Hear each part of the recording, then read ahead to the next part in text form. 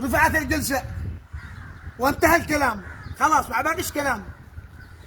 على ما اعتقد ان الكل سمع وشاف ان الغسيل الكلوي كمل عليهم الديزل، وناشدوا اصحاب الخير عشان يجيبوا لهم تبرعات يشتروا ديزل.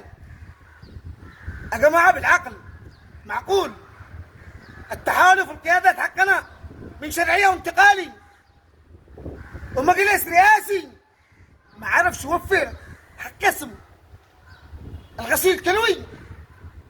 اشعد باقي يا شعب، اشعد باقي يا ناس، اشعد باقي بعدين.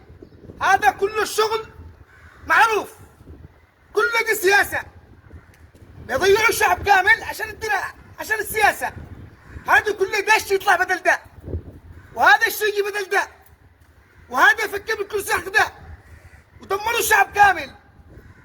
اللي دمر التعليم لا تتوقع منه انه بيجي خير منه. اللي همش اسم مدرس وقتل معلم، تفكر عاد في وطنيه؟ تفكر عاد في رحمه؟ تفكروا هذول القيادات عاد فيهم ضمير؟ والله العظيم ده ما اتحدنا وتكلمنا كلمه حق بصوت واحد، اقسم بالله العظيم بيجي رمضان ما نفطر، اذان المغرب فطور الشوارع، باقين على حما. ما رحموا قسم الفشل الكلوي. يعني بعقل ما فكر شيء. هذا الشعب كله قد داري سياستهم اللعينه. على الاقل هذا القسم خط احمر، ناس امراض. عيب بحقهم، ما تستحوش لما تشوفوا اصحاب الخير يناشدون يشتروا تبرعات لمن؟ غسيل الكلوي. الله المستعان عليكم.